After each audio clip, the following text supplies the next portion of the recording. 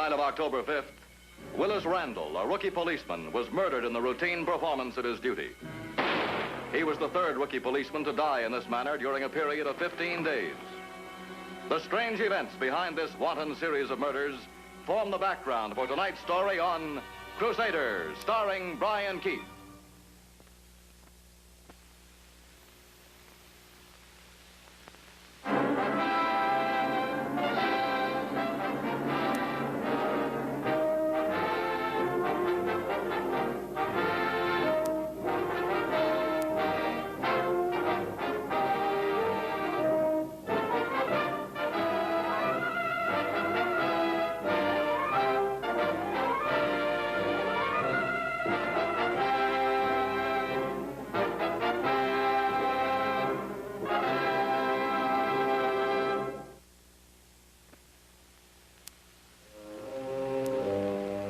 My name is Matt Anders, magazine writer and sometimes special investigator for the Federal Crime Commission. The murders were a local police matter outside of our jurisdiction. However, intervention is permitted when local authorities request it. In this case, the request came from City Police Commissioner Alfred Ryan. I reported to his office the morning following the murder of rookie policeman Randall. Well? You're not going to find the answer in those. Answer to what? Motive. 3 men don't die without reason. They do when the killer's a psycho. I could pull a dozen folders out of there. Homicidal maniacs who cut loose on people they never saw or even heard of. They're the toughest cases the department ever gets. It's not what you've got here. Why not? Because your killer's selective. He didn't shoot a policeman and then go out and kill a plumber and a butcher. He killed 3 policemen. All right, then. We're after a psycho who shoots at uniforms. It's too simple. You got 3 rookies right out of the police academy. Up until 2 weeks ago, they were working with older and more experienced officers, right? Now, the minute they start to work alone, they're murdered. But they weren't even assigned to the same precinct, Anders. Well, that doesn't make any difference. There's got to be some connection. They could have been friends. Yes? She's here, sir. Show her right in. It's Officer Randall's wife.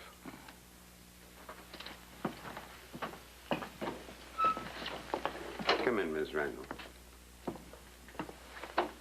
I'm sorry to bring you here so soon. That's all right, I understand. Would you like to sit down? No, thank you. This is Mr. Anders of the Federal Crime Commission. We need some help, Mrs. Randall. I guess you know 2 other men died before your husband. Officers Kent and Steinmetz. Did you know either of them? By name, that's all. Willis and I, we talked about them after they were killed. I asked Willis to resign. Were they friends of your husband's? No, I don't think so, not especially. Well, did he ever mention them? I mean, before the murders. Something about Steinmetz once, when they were at the academy. Do you remember what it was? Willis was feeling sorry for him. Steinmetz was having trouble with one of the courses, that's all. He talked about a lot of the men. Thank you for coming, Mrs. Randall. Get the man who did it. It won't help me, but it may help somebody else.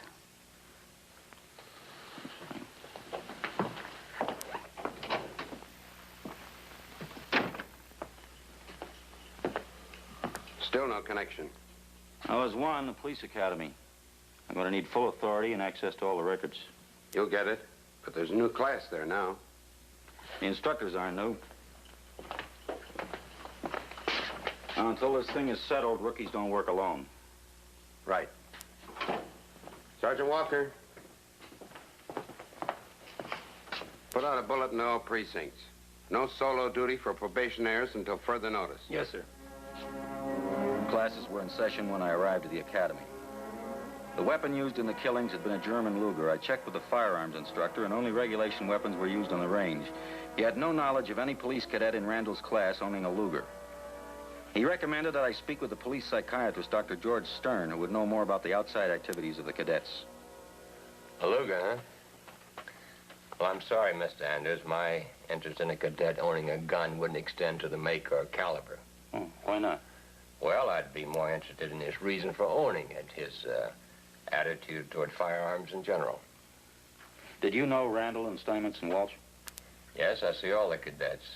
When society plans to give a man a gun or a badge, well, it's wise to know how they plan to use them. Now, the men who were killed, did they seem to have any kind of a common problem? I mean, something bothering them? No.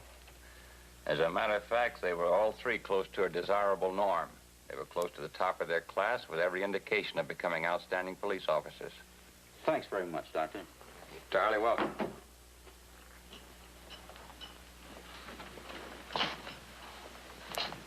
You said Steinmetz was near the top of the class? Yes, they all were. Well, I'd heard he had a little trouble with one of the courses.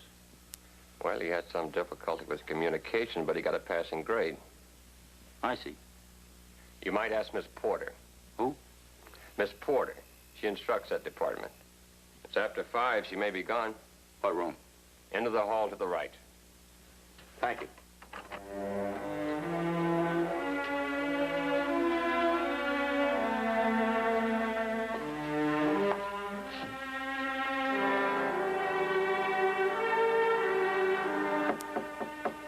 Come in.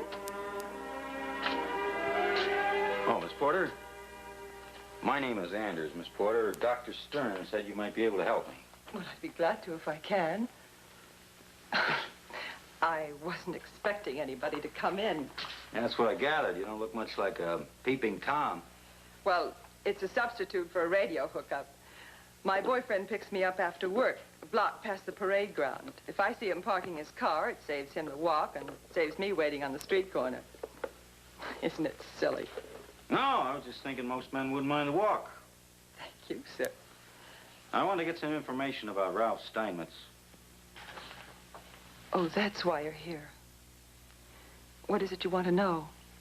He had difficulty with your course. Well, any course can be difficult for a few people. With Steinmetz, it was this one. How did you know? Well, Mrs. Randall, she mentioned it.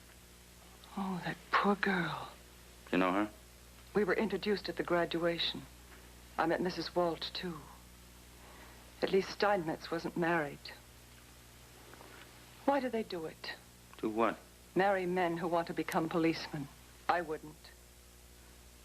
You help train them, don't you? It's my job. I'm good at it. But, well, I see them come here and they're young, healthy. They have everything to live for. Why do they choose this? A lot of reasons, I guess. Maybe they believe in something. Something that can end the way Willis Randall ended? Well, somebody has to do it, Miss Porter. Married men, knowing what it can do to their wives? I've known thieves and murderers to be married. Where'd they leave their wives? What's your boyfriend do, Miss Porter? He's an attorney. Well, that's part of the law, too, only with less risk. Would you rule him out of your life if he sat here? He did sit here. He was in the same cadet class as Randall and the others. But I didn't even date him until I was sure he was never going to wear a uniform. What happened? Did he flunk out? Elliot. He was at the top of the class. So far at the top, the others couldn't even see him. How come he didn't graduate? Because he didn't want it any more than I did. He only came here because his mother can't stop making him over into his father's image. Thank heaven he had the sense to rebel against it, or he might be where Randall is now. I know you don't think much of my attitude, Mr. Anders, but it's mine, and I have a right to it. Oh, I beg your pardon. Elliot! It's all right, Lillian. I'll go back and wait in the car. I have nothing more important to do. Well, I was looking for you when Mr. Anders came in to see me about something. Well, Mr. Anders, I'd like to have you meet my fiancé, Elliot Watson. Mr. Anders is with the Federal Crime Commission. They're investigating the murders. Oh, I'm sorry. I understand you were in the same cadet group with the officers who were killed, all right? Yes, I was. Did you know him very well? No, I only saw them in class. To tell you the truth, we had very little in common. Yeah, that's what Miss Porter was telling me. Well, I'll wait downstairs, Lillian. Nice seeing you, Mr. Anders. I'll be right down, Elliot.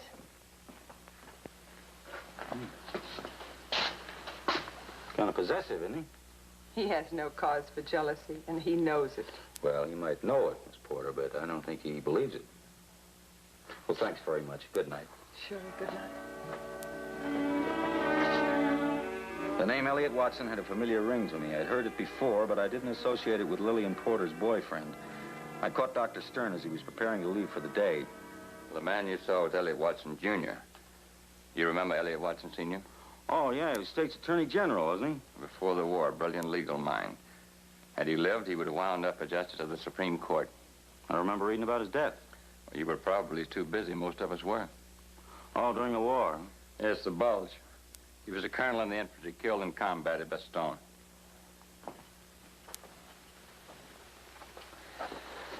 He didn't have to do it either. He was over combat age, but he believed that law began with enforcement, even between nations. It sounds like you knew him pretty well, Doctor. He's a very close friend. Now, Miss Porter just told me that Elliot's mother forced him to come to the academy. Something about making him over in the image of his father. You know what she meant by that? As I told you, Elliot Sr. believed that law began with enforcement. He joined the police force, he studied law during his free time, and passed the bar. It's one of the things that made him great. He knew the law in all its facets, not just one. There's a kind of idealism few of us have. Junior doesn't seem to have it. No. He has his father's brilliance, but, well, sometimes people demand too much of the son of a hero. They measure him in the shadow of his father. Yeah. Well, he made an exceptional record here, though, didn't he? Yes, he did. He should make a fine attorney. But anything else? Did you flunk anybody out of this cadet class we're investigating? No, not from that group. Why do you ask? Well, the commissioner suspects a psychopath. A man who didn't make the grade might try to revenge himself on those who did. So I'd like to see a record of the failures. Well, I could dig them out after dinner if you'd care to drop back. Well, I'm going to be with the commissioner's office. Could you send them around? I'd be glad to. Thank you.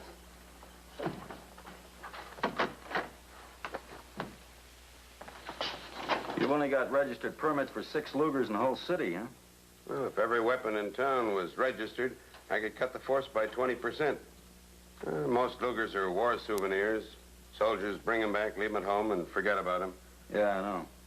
Now, here's the list of... Hello. Flunkouts from the academy. Yeah, speaking. What? How long ago?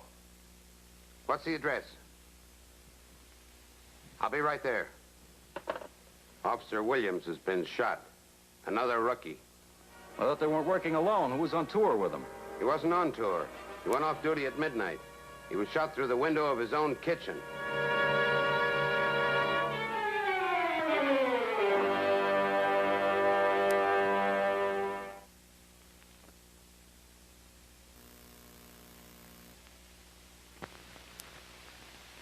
Officer Williams had been luckier than the other victims.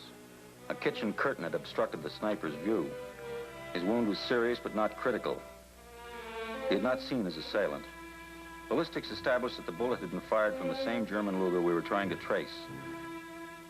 Commissioner Ryan ordered a check out of every possible lead we'd found in the records.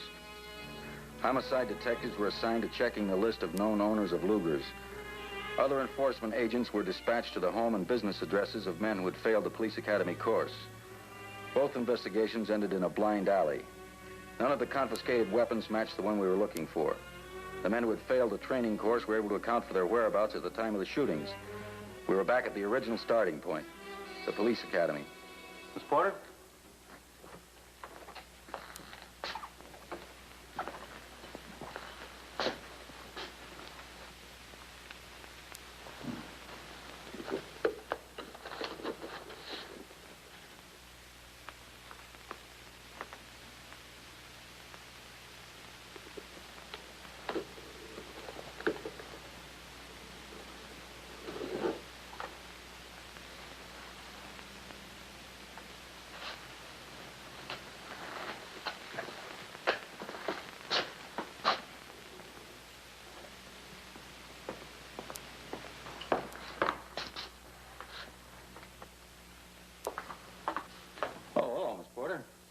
I want to be frank with you, Mr. Andrews. I've been resenting the way you spoke to me yesterday. I wish you'd ask your questions of somebody else. I've told you all I can. Okay, I'll make this a social call. I just want to know where you bought the binoculars. Didn't buy them. They were a gift. From Elliot? Yes. Well, it's about time you started looking for him, isn't it? He isn't picking me up tonight. Not that that'll do you any good. Well, I didn't expect it to. Elliot makes all the rules, huh? Everything the way he wants it? I happen to like it that way. Well, most women do. Do it, agree? Good luck.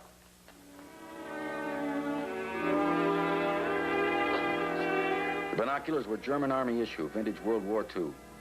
I wanted to find out how they got to the United States and into the hands of Elliot Watson. Yes, he had military service, 2 years, 52 to 54. You have any foreign duty? German occupation? We don't have details. Well, I'd like to get him. You want to call Washington for photostat? All right. But why this interest in young Watson? He doesn't fit anything we've been looking for. Got his home address there? You might be looking for the wrong thing. Thanks. Thank you, Agnes. And when Mr. Elliot arrives, show him in here, please, and tell him this gentleman is waiting to see him. Are you sure you won't join me, Mr. Anderson? No, thank you, Mrs. Watson. I just want to talk to your son. He's late this evening. We dine together every Thursday promptly at 7.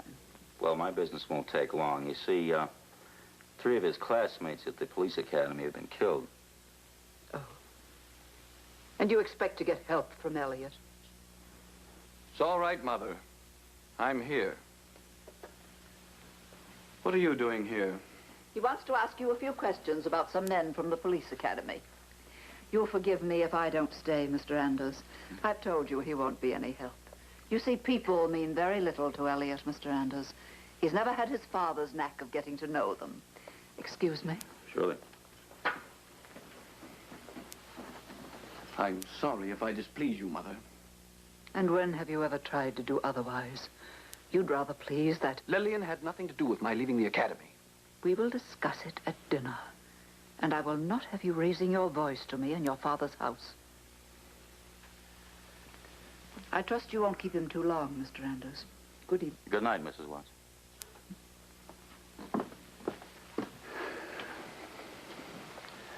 All right. What do you want? You gave Miss Porter a pair of binoculars. I just wondered where you got them. I bought them in a pawn shop. The German Army issue. So, some soldier brought them back and pawned them. War souvenirs aren't unusual. No, they're not. You own a gun? Yes. A .38 police special I bought when I entered the academy. Would you like to see it? No, no, thanks. If you got a Luger, I'd like to look at that. Listen, Anders, keep your rotten mind off me. Keep your insinuations to yourself. Okay. Good night. I've got something else to tell you. If I ever did anything wrong, it would take more than you to make me afraid. What's your IQ? How smart are you? Well, if you're half as smart as I think you are, you're going to let go of my arm. Get out of here.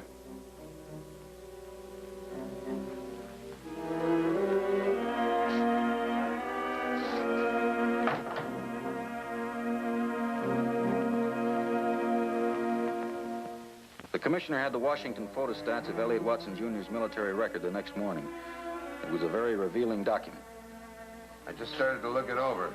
No foreign service, just Army ordnance on the West Coast. It's an honorable discharge. You look at this? No?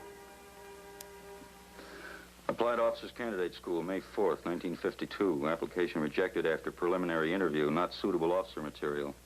Appointed corporal, January 1953. Broken for striking an enlisted man 3 days later. 90 days company punishment in lieu of court-martial. That's not so hot. It's bad, Anders. But why would he... I don't know. That's what I want to find out. So put a tail on him. Best men you've got around the clock. You've got it. Now, there's one other thing I want from the Army. A list of personal effects were sent home after his father was killed. It'll probably include some war souvenirs. Maybe a Luger. I want to show this to somebody else. Who? Dr. Stern.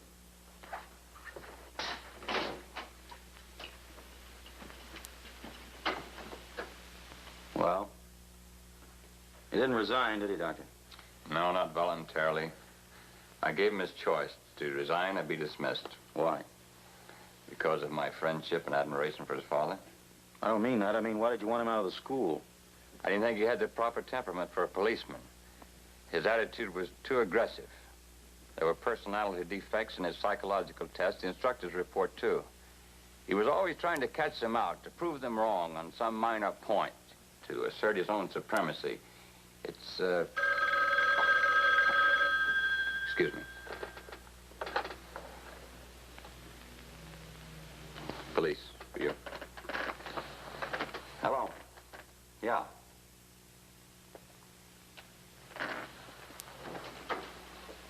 Yeah, when? You got any idea where he's headed?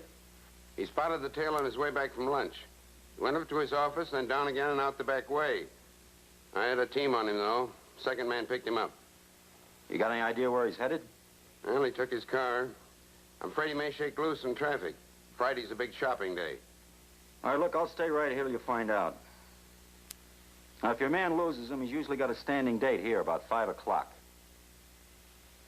Unless he's gone for good. Well, then we gotta find him. Yeah. Looks like the beginning of the end, Doctor. He's starting to run.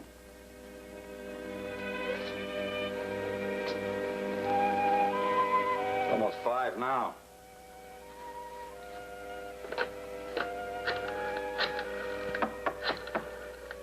Come in. Commissioner's on his way over. What happened? Plenty. Did I show yet? No. Did your man lose him? No, I followed him all the way up to the North Bridge out of town. Did he get wise again? No, he thought he was in the clear. While he was crossing the bridge, he threw a package into the river. We had divers going for it all afternoon.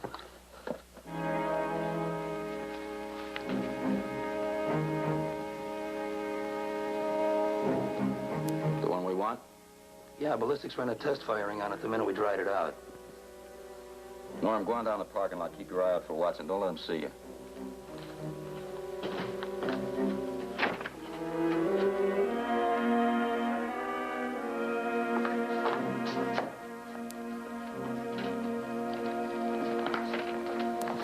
Are you meeting Elliot Watson, Miss Porter?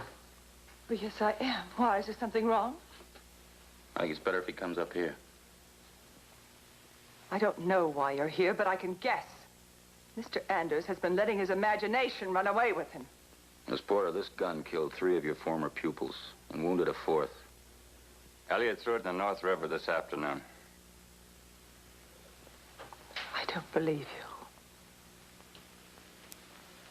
I don't believe you!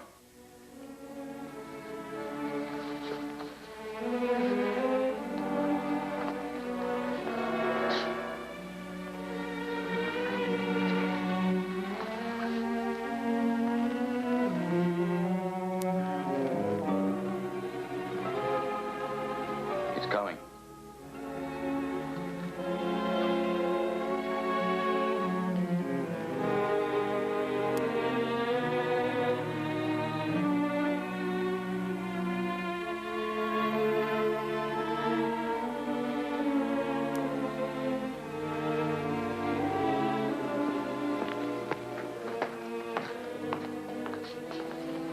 Let go of me, you fool. Tell him to let go. All right, Walker. Somebody better do some explaining and quick. Why don't you try?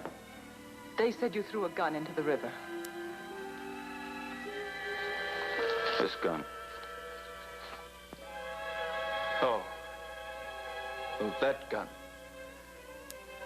Yes. Yes, but not this gun.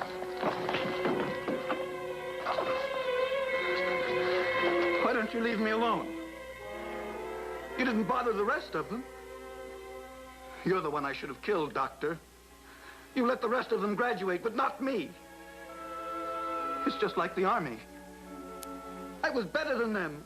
Better than you. You're jealous of me, that's all. Jealous. Jealous.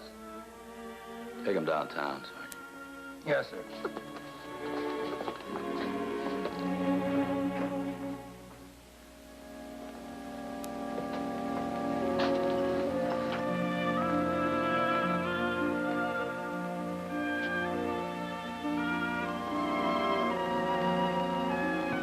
I didn't know. You're a sick man, Matt. Yeah, I know he's sick. That's not going to help Randall and the others. I should have known. I should have seen it myself. You did all right, Doc. He had a gun, you didn't give him a badge to go with it. A lot of people are going to be grateful for that. See what you can do for her, will you?